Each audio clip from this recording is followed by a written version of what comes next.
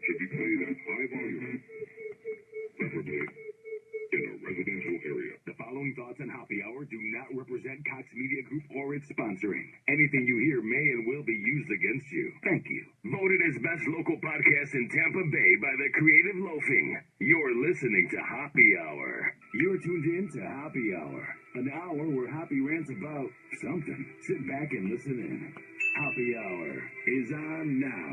Happy Hour is on now.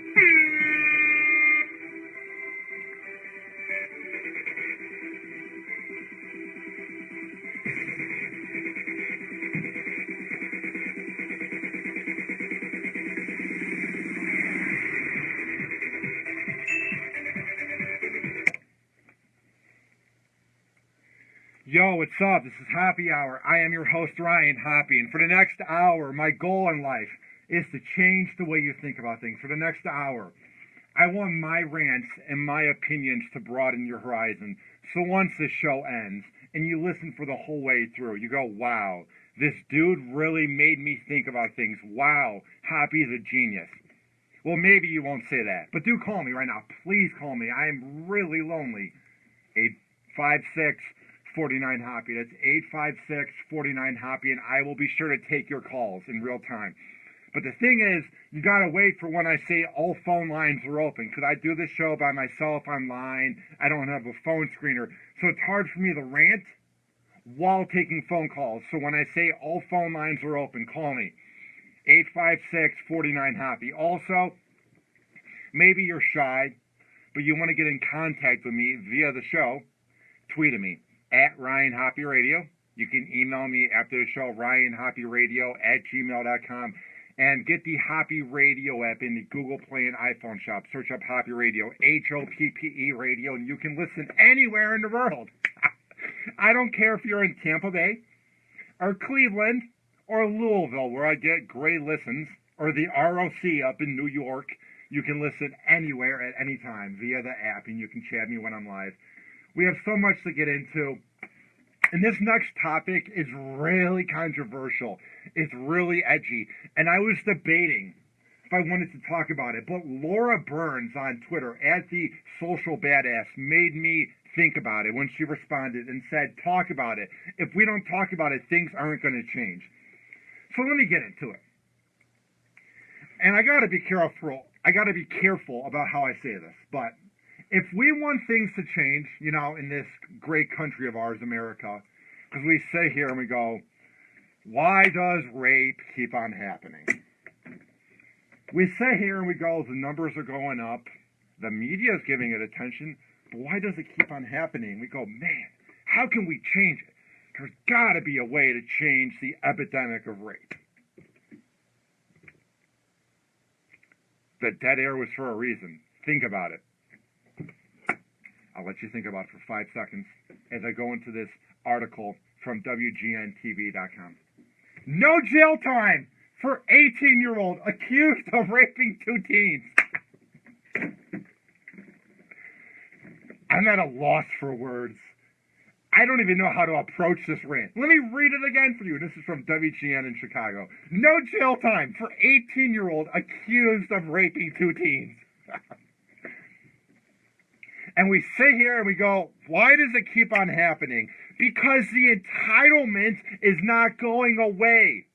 We give it charges. Like, we find people that aren't as rich as these entitled douchebags, we find them jail time. Or people that aren't as good looking as these entitled douchebags, we give them jail time. Or people that are in their 40s that come off creepy because they raped somebody, we give them jail time. But when it's an 18-year-old athlete, we kind of go, oops.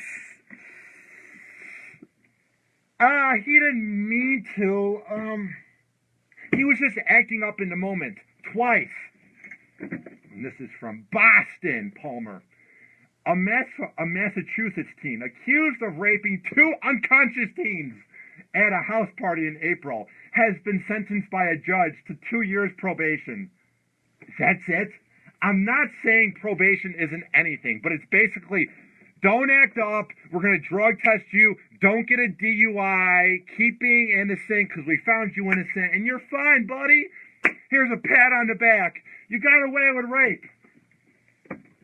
The case was ordered and continued without a finding for 2 years, meaning if 18-year-old David Becker, this pussy, gets through his probation without any conditions, including not contacting his victims and not doing any booze or drugs, he'll walk away with no conviction and won't have to be a sex offender.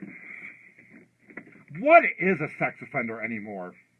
Can someone explain me the definition of what a sex offender is? I feel like if he would have raped an 11-year-old, we would have crucified him. Or if he was some 40-year-old raping these teens, we would crucify him. But because he's 18 years old and he's young and naive and he's an athlete, we don't see him as the everyday sex offender.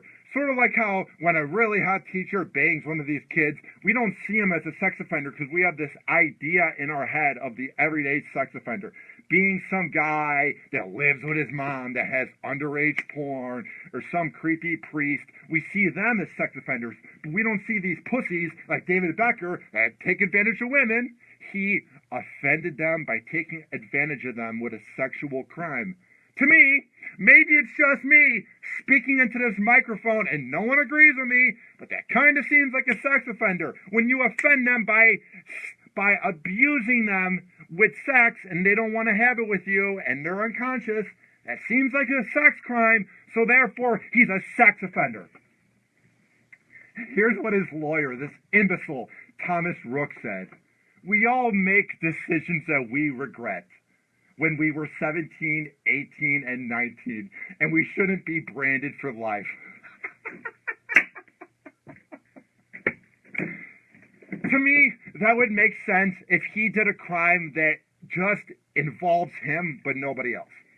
Like, let's say he were to get a DUI and crash into a tree.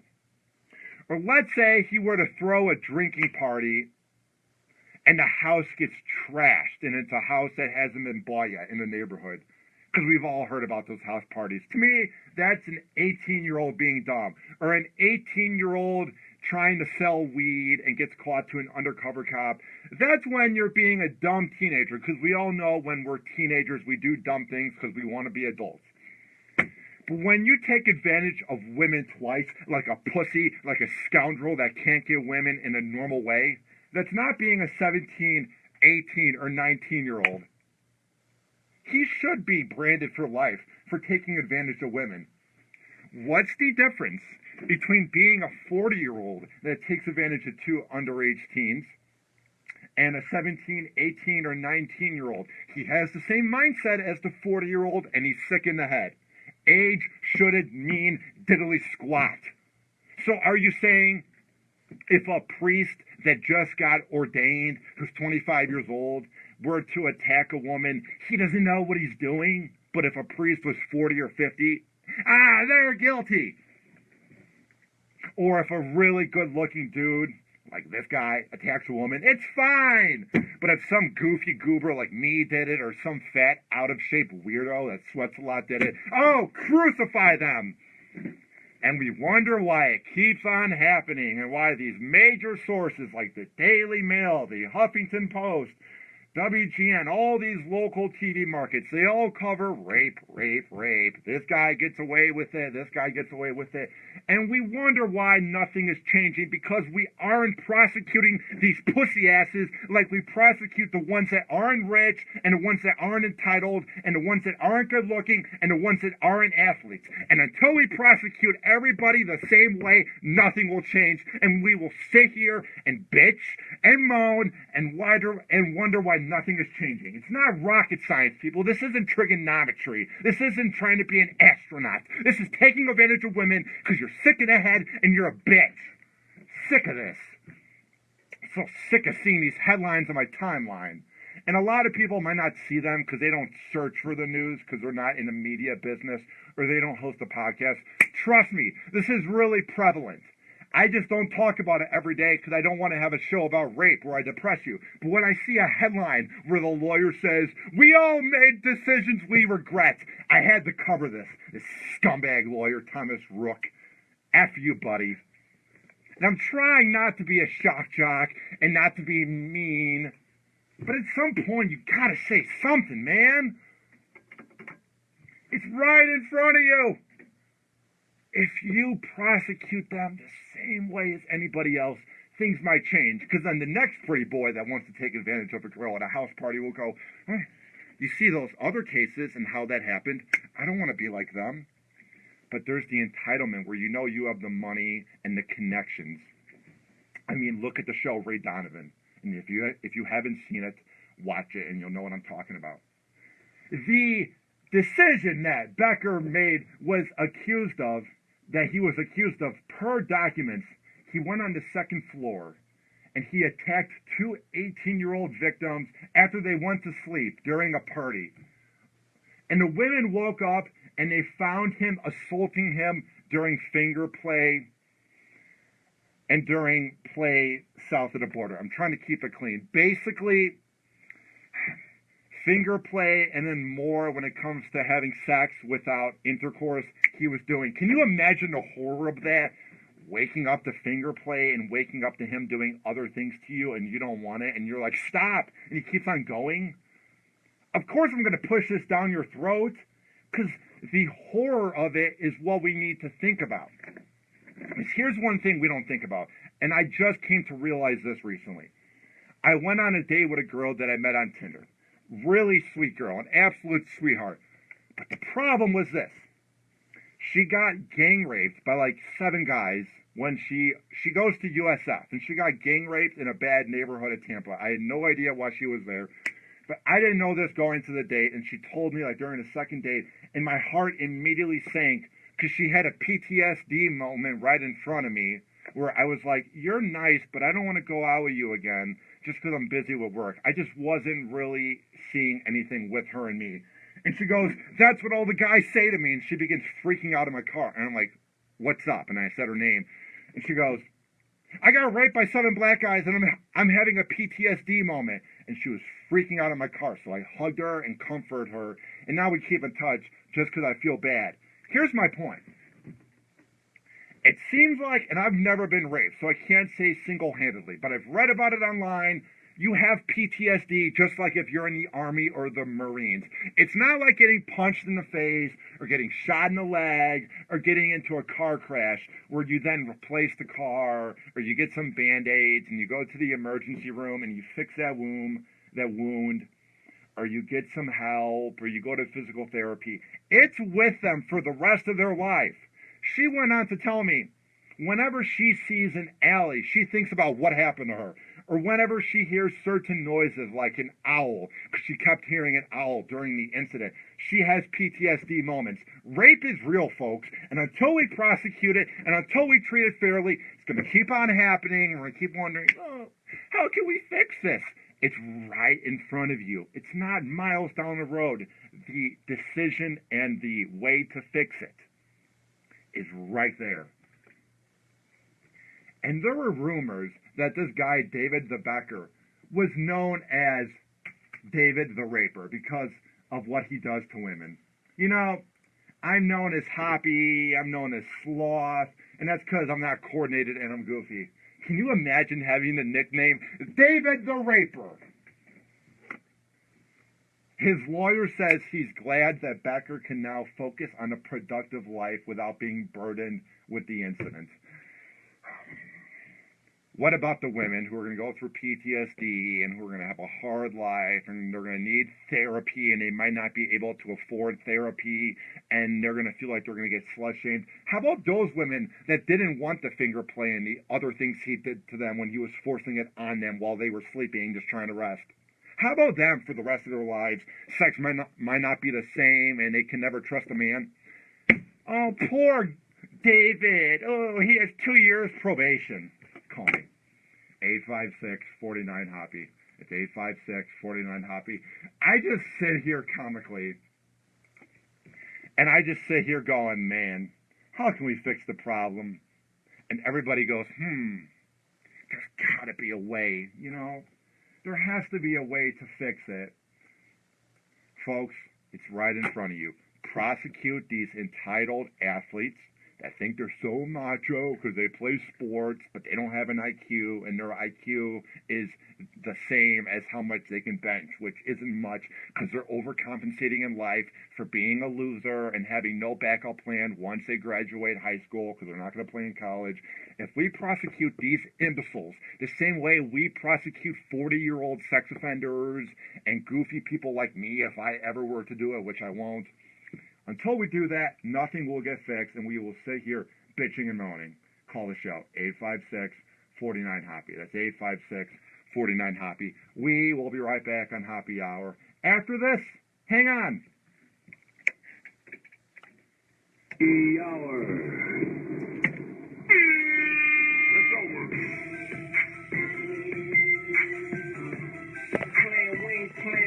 Playing, boy. Thank you, Brianna.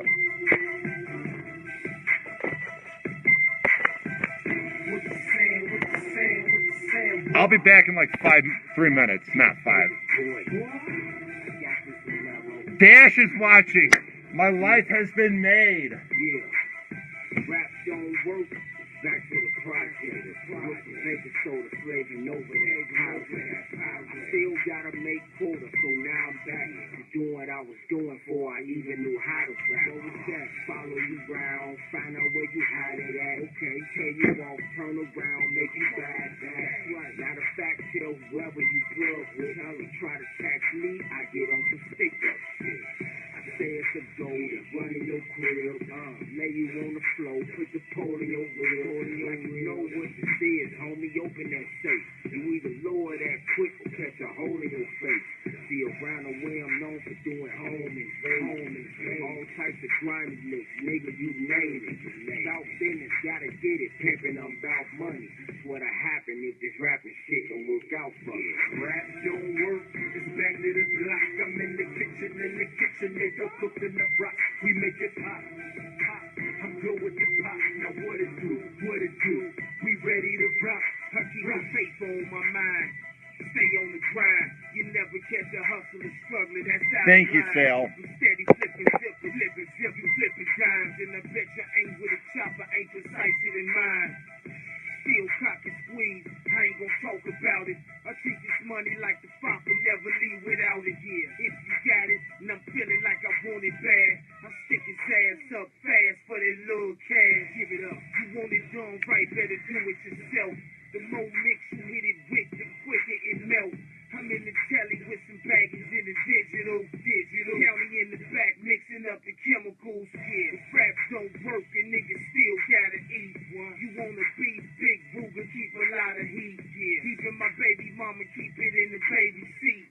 Show money, blow money, yeah, of the week. Rap don't work, it's back to the block. I'm in the kitchen, nigga, cooking the rock. We make it pop, pop.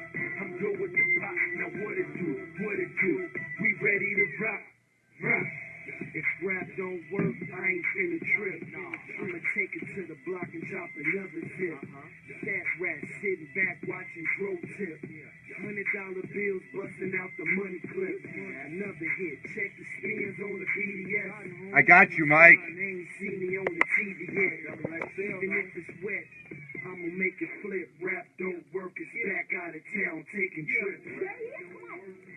Hey, Mooney, I see you got your buzz up, but if rapping don't work for you, what you gonna do? Back to the block, baby. Yeah, you have it. It's back to the block. I'm in the kitchen, nigga, cooking the rock. We make it pop, pop. I'm good with the pop. Now what it do? We ready to rock, rock. Tweet Hoppe at Ryan Hoppe Radio. Email him, Ryan@HoppeRadio.com, and give him a nice, sexy Snapchat at Hoppe Radio. Voted as best local podcast in Tampa Bay by the Creative Loafing. You're listening to Happy Hour. All right, before I get into my next topic, I have a few shout-outs and a tweet that I want to mention. Shout-out to my guy, Mike Thurman, who said he wants a shout-out. I appreciate you listening. And my guy, Sal Otero, who's a fan of the previous show I was on, and he said I rock. I know I do. It's why I do this show.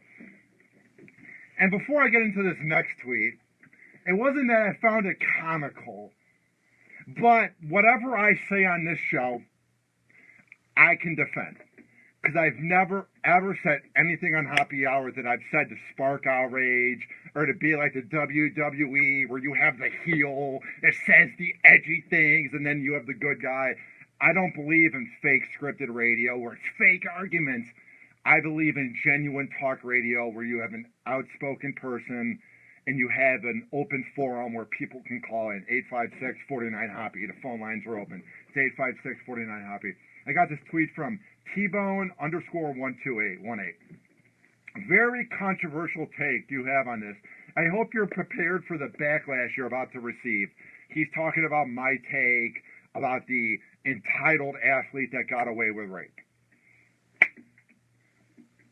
What was so controversial, T-Bone? Call the show, 856-49-HOPPY. I'm trying to figure out me defending women and women's rights and saying that the guy's an imbecile and that if he wasn't good looking and he wasn't rich and he was fat or a priest, we would totally rip into him. But because he's an 18-year-old that did something, we're not ripping into him.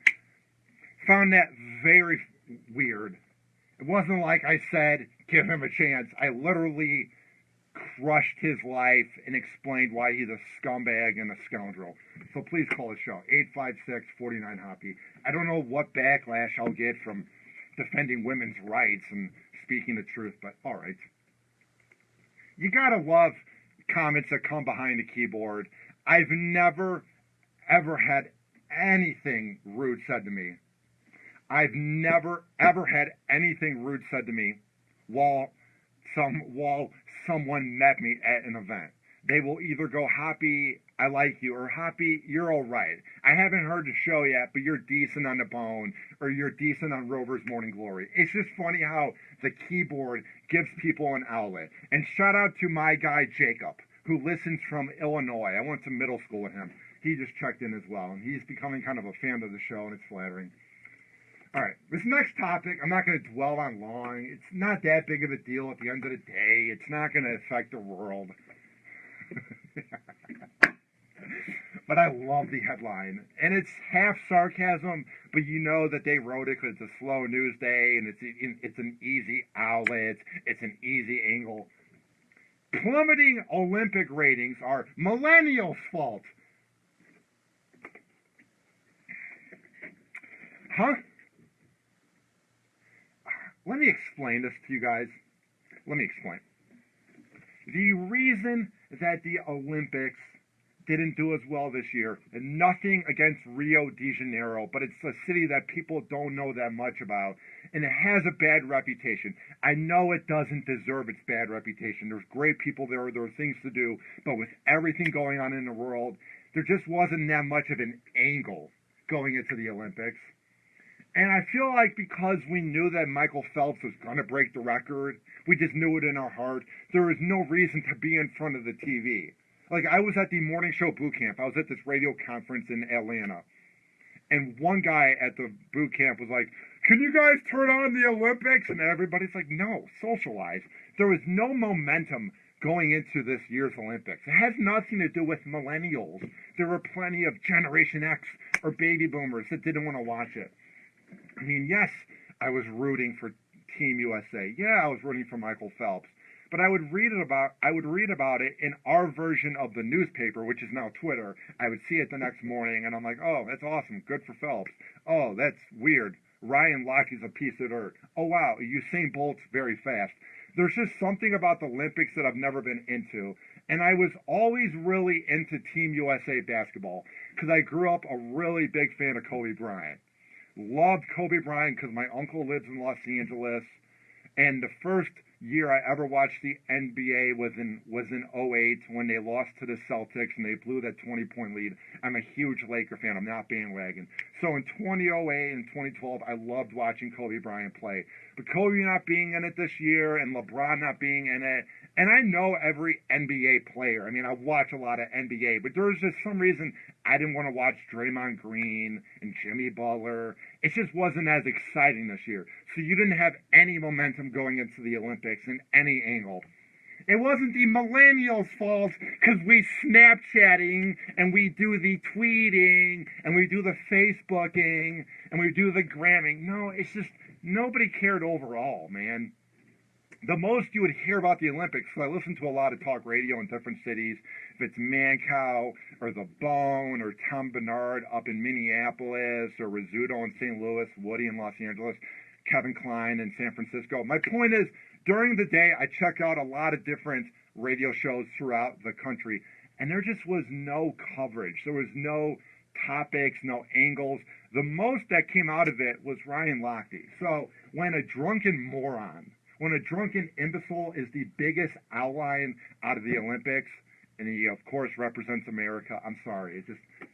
There was nothing going for it. It wasn't because us 20-somethings don't get it, man. Ugh, what awful journalism. Millennials are causing such serious issues, says Sammy Nichols from Esquire.com. If you go by the news, first, everyone was sure that the non-horniness, because there was an article that said that we have less sex than baby boomers because we like to be safe and not sleep with anybody at Music Fest. And that is the death of the human race. Compared to the 2012 London Olympics viewership was down 17%. That number increased to 25 in the 18 to 49 demographic. Okay, then it wasn't the 18 to 34 where it's millennials. It went into Generation X. So enough of blaming our generation because we don't watch the Olympics. I would rather watch The Sopranos. I'm on a Sopranos binge on HBO Go. And I was watching BoJack Horseman. I love that show. And I'm watching Narcos. And I'm watching classics like C-Lab. It's an on-demand generation. Nobody's going to network TV. Trust me, if the Olympics was on Netflix or Amazon Prime or Hulu and you had a live version of it, people would watch it. But in 2016, network TV is dead, and nobody can name 5 news shows from last year. Nobody's tuning into ABC or NBC or CBS, Fox, or the CW. They're out of ideas. Every show is just a one-name show, like Empire. So overall, there is no momentum. In fact, executive officer of NBC Universal, Burke, claimed back in June that his worst Olympics nightmare was that the ratings would be down 20%, which it basically was because it was down 17%. If that happens, my prediction would be millennials have been in a Facebook bubble or a Snapchat bubble, and Olympics have come and they didn't know it. No, sir. No. That doesn't play out like that. Because, sir, there's this thing called Snapchat News. And it shows you everything going on. And there's something called Twitter News and Facebook News. All the websites that us millennials go on, because we're such an ancient race, we're like aliens from planet Mars. You don't know what to think of us. Yeah, we saw that the Olympics were on. There was just no angle. You guys had awful coverage. You guys had awful analysts that just sound like Craig Sager, or they sound like Kevin Harlan or Marv Albert. Nobody has an original voice. There just was nothing going on. It wasn't because of the Snapchatting and the Facebooking and the tweeting. No. We saw that Michael Phelps broke the record on Twitter, and we saw it on Facebook, and we saw the Ryan Lochtys of the world. It's just because you brought nothing fresh and nothing new. And all you showed was swimming and volleyball. Woo! And I loved how they showed a lot of the bikini games where you see hot babes playing volleyball. And let me say this without coming off sexist. But 20 years ago, the ratings were up. And everybody was like, wow, girls in bikinis. Wow. Woo! With all the sex that's going on TV, on sitcoms, on commercials, on adult cartoons, and adult websites, you can just type in porn. You have plenty of porn online. The internet's like, that's what it all is. Everything online is porn or sex, basically. With all the exposure we have towards pornography, showing babes and showing really good-looking women play sports isn't enough. You have to have a better angle. Why didn't you show Team USA playing on TV? Just saying. When you show the same coverage over and over, and you don't have any live viewing on Snapchatting or Facebooking, you're out of luck, man. And also, you had the water problem, it says, in Rio, and the corruption. It's just, there was nothing really likable about it. Us millennials, you know, because we're so foreign, we saw the issues like the dirty water and the crime and the Ryan Lochte's of the world. So I saw that headline, and it made me chuckle that we're being blamed for it, even though ratings were down between 18 to 49. So that goes into Generation X, not just us 20-somethings. When it's down 39%, it's a lot of people's fault. And this is coming from the disgruntled network of NBC, where every year they have the same sitcoms. They keep trying to find the next 30 Rock and the next Office, and they haven't been a network that people have cared about since the days of Friends and News Radio and the Cosby Show. Nobody has cared about network TV because they're out of ideas, they're not original, and they're doing the same carbon copy of the hardworking wife who cares about her loaf of a husband, the kids that are spoiled, and the wacky next door neighbor. And then you have the action shows that are about spies or detectives, because we've never seen that before. Wow. If you think about it, The Sopranos really killed network TV. It began to put a damper on it. And then when you guys make 9 Law and Orders and 9 CSI Miamis and shows with laugh tracks, because you got to have the laugh tracks to be funny. And when you have the good shows that get canceled by Fox over the years, and you keep having Seth MacFarlane cartoons that are awful. Sadly, The Simpsons is the one funny show left. It's not laugh out loud funny per se, but is better than anything on NBC or CBS. So don't come bitching to the millennials that we're not watching your content. Millennials are really underrated when it comes to we want good content.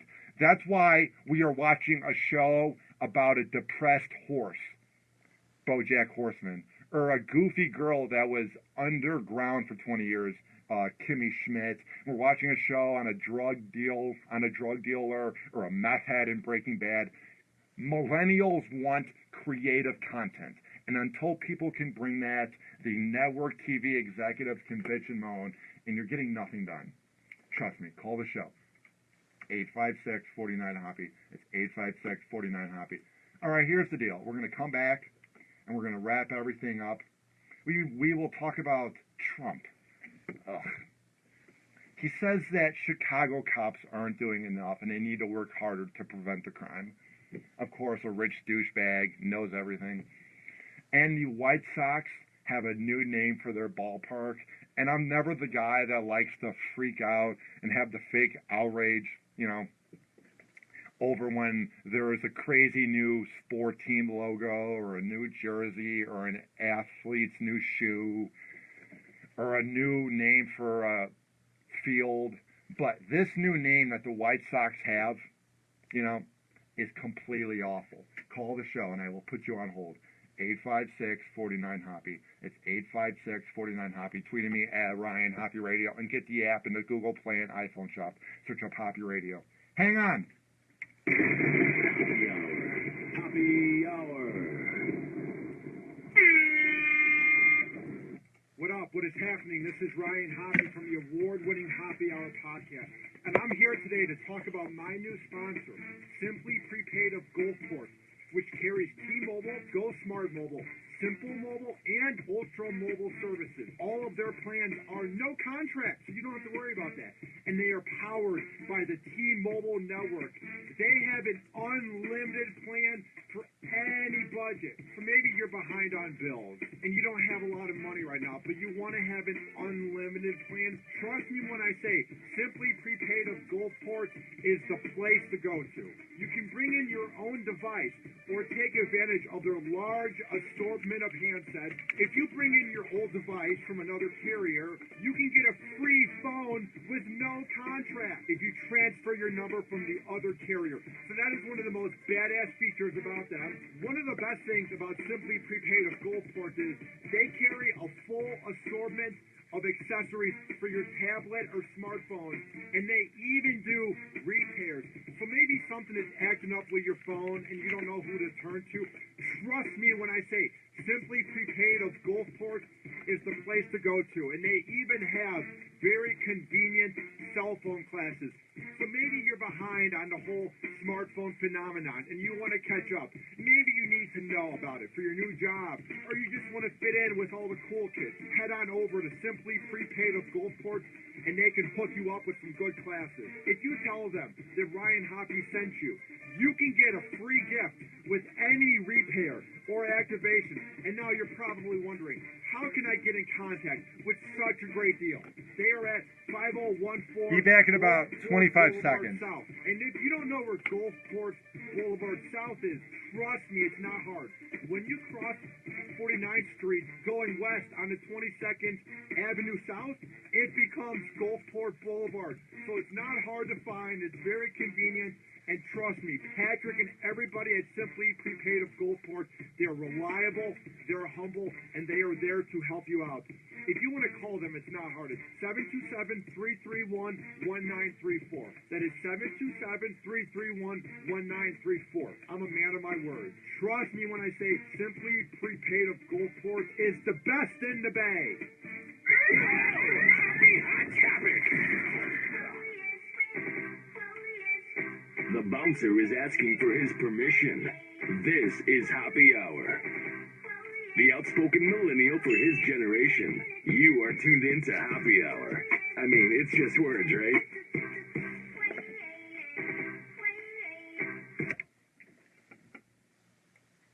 All right, we're about to wrap everything up and do last call. But speaking of that, the phone lines are open. They're wide open. 856-49-HOPPY. It's 856-49-HOPPY. Because I want to hear from you. I want to get your opinion. I do this show by myself. It's me sitting here, me sweating, talking to myself. I like communicating with other people because I'm very lonely. Tweet at me, at Ryan Hoppe Radio, and get the Hoppe Radio app. All right. I almost went to the Trump event. He was here in town in Tampa Bay, but it was at 10 a.m., and I didn't feel like dealing with the traffic. And I heard that it was just him showing no passion, and it was a bunch of people just saying racist things.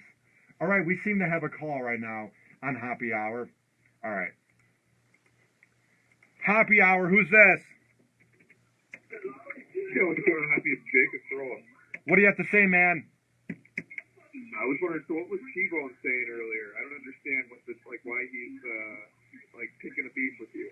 Basically, I'm not going to dwell on it very long, but basically, he thought the things I said about that rape case, I wouldn't be able to defend it, and it was way too controversial. But that's in the past. If he wants to call in, that's fine. If not, I'm moving on. Do you have an opinion on anything?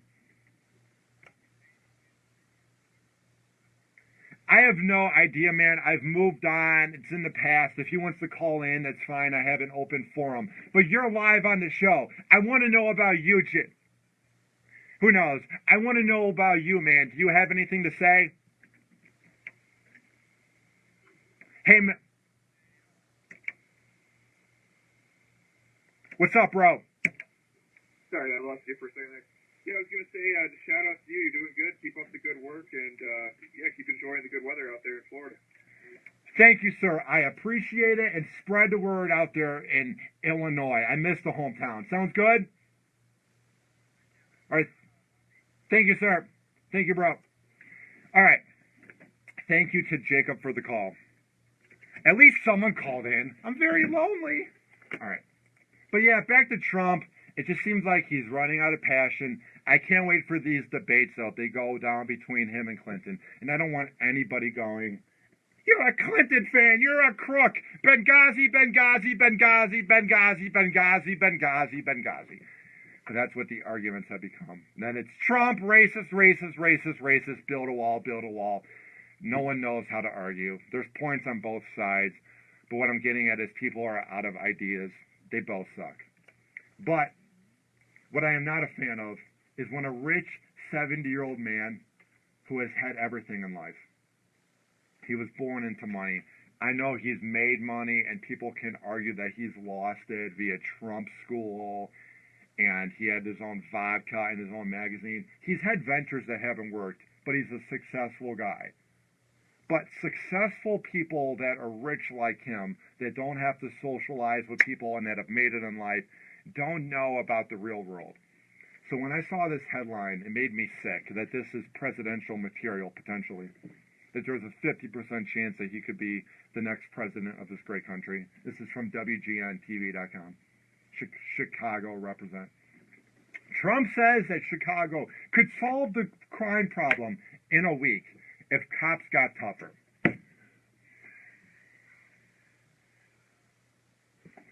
The dead air was for a reason.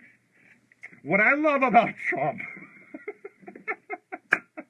what cracks me up about this dude, is he'll just say things but have no backup plan. And he's supposed to be the next free leader of the world. He just goes, I'm going to build a wall. I'm going to fix the economy. I'm going to make crime go away in Chicago. My wife is hot. I eat fried chicken. He just says things. And it's entertaining to watch. Because he's an entertainer. He's a guy you see on TV. He's a businessman. He's not a presidential candidate. And I'm not cool with Clinton either.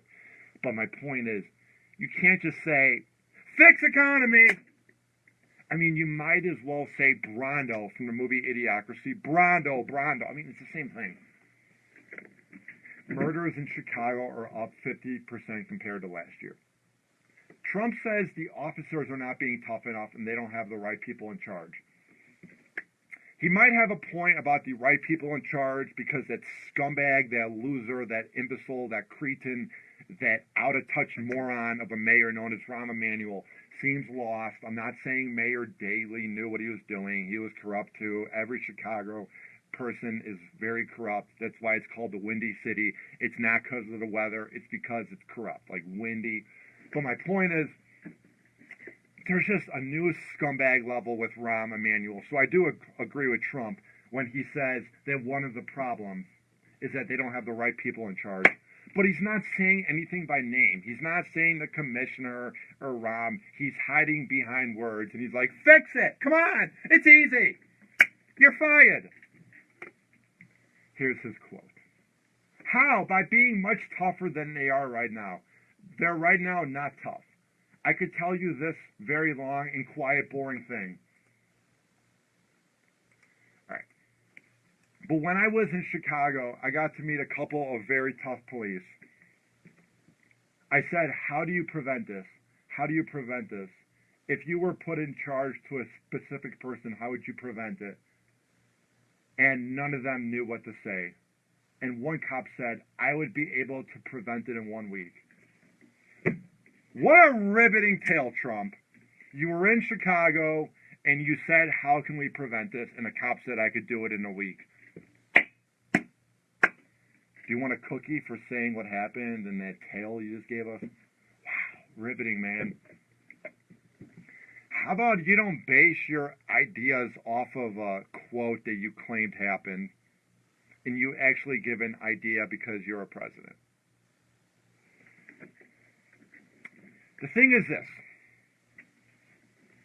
It seems like Trump is kind of the 90s shock jock. To me, Trump is the guy where he just spews things. And he just says things just to rile people up into being the headlines. He's like, murder, crime, rape, build a wall, Muslim, ban them. It just seems like when you're at these rallies, because I've watched them on TV, I've watched plenty of coverage, it just seems like it's sort of like a WWE, let's say, protest or a WWE cut. It's like a WWE promo. It's just him saying things and the crowd goes, whoa, wow, wow, man, insane, wow. He just says things and the crowd goes, wow. It's wrestling. That's what it is, man. He did not say what cop would say he could end it in a week because he made it up. I would love for this, Trump. I know there's no way in hell that you're listening to Happy Hour. I know there's no way in hell. But if anybody could relay this message to him, I would love it. You claim you're different than every other candidate. You claim you're relatable, and you claim that you're going to make America great again. Here's what you could do. You could be the president who gets involved and gets his hands dirty. And you could be the president who helps out. And you know how you could do that, Trump? It's not hard. It's not rocket science. All you have to do is get into a cop car, get into a CPD cop car, hang out with the cops for a night, see all the madness that goes on in Chicago every night. Go outside and go, come on, guys, quit fighting. If one cop said that he could fix the crime in a day, in a week, I can too, because I'm Trump and I'm great. I would love to see Trump interact with the demographic, which is African Americans and Hispanics, which according to the news, 97% of them hate him. And he claims that within 5 years, they're going to love him. Begin now, Trump. If you're so great and you're so awesome, begin now by getting on your private jet and go to Chicago, go to Baltimore, Milwaukee, Detroit, Cleveland, Ferguson, where all the crime happens, and make America great again, man, and try to separate and try to fix the crime. But until you do that, man, nothing is going to change, and you're the same phony like Clinton, like Obama, like Bill Clinton, like George H.W. Bush, like Reagan. Every president, every person that runs for anything is a phony, and that's what I'm saying. I got a message from Charles Sanders, who is listening via the Android app. I got a really nice message. He says, Cleveland loves you, bro. I appreciate it. I'm having record numbers recently in Cleveland. I'm having great numbers, and I appreciate the exposure up there. And I see that Avon Lake is listening, and Lakewood, where I used to live. Shout out to Around the Corner and Harry Buffalo for tuning into Happy Hour. I appreciate it. All right. I'm going to end on this. There's not much to say. I'm almost out of breath. But the Chicago White Sox, it's been called Comiskey Park and then U.S. Cellular Field. Now it has a new name. And the last one was cool, but it was a rundown cell service, an awful cell phone service. I used to have it. So I feel like because nobody uses that anymore, and everybody uses Verizon and AT&T, that they wanted to come up with a new name. And it's great. It just represents how nobody cares about the Sox and how they got the worst possible sponsor. Chicago White Sox name their new ballpark Guaranteed Rate Field. It's amazing. Guaranteed Rate Field. Huh? Guaranteed Rate Field. And what I love is everybody, when you look at the WGN TV comments on Facebook, on the fan page, or NBC5, or CBS2, everybody's freaking out. Everybody has the joke. It should be called the Guaranteed The Seats Are Going to Be Empty Field, or the Guaranteed I'll Never Go to a Game Field, or the Guaranteed They're Going to Be Losers Field. Wow, how long did it take you to come up with that joke? What I love is everybody freaks out. It'll be called The Rate, or The Great.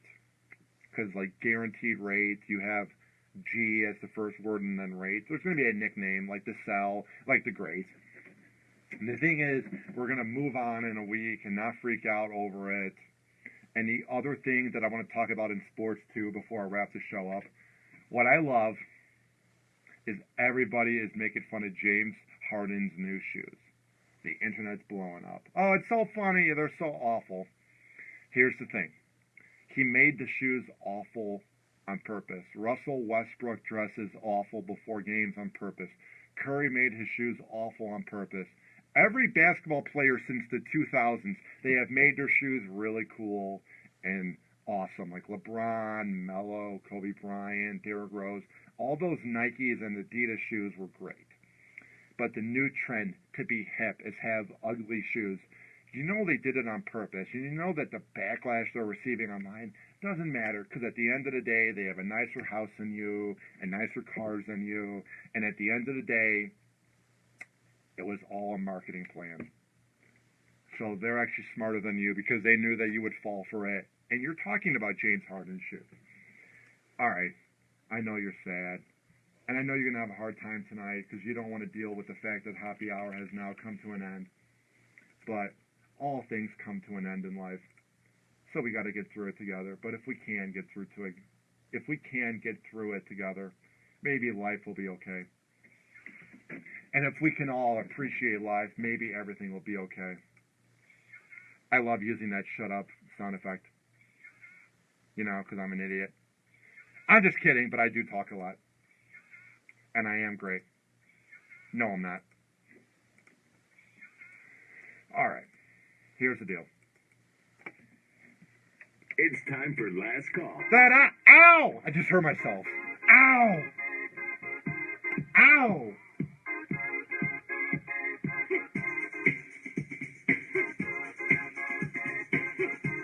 Ow!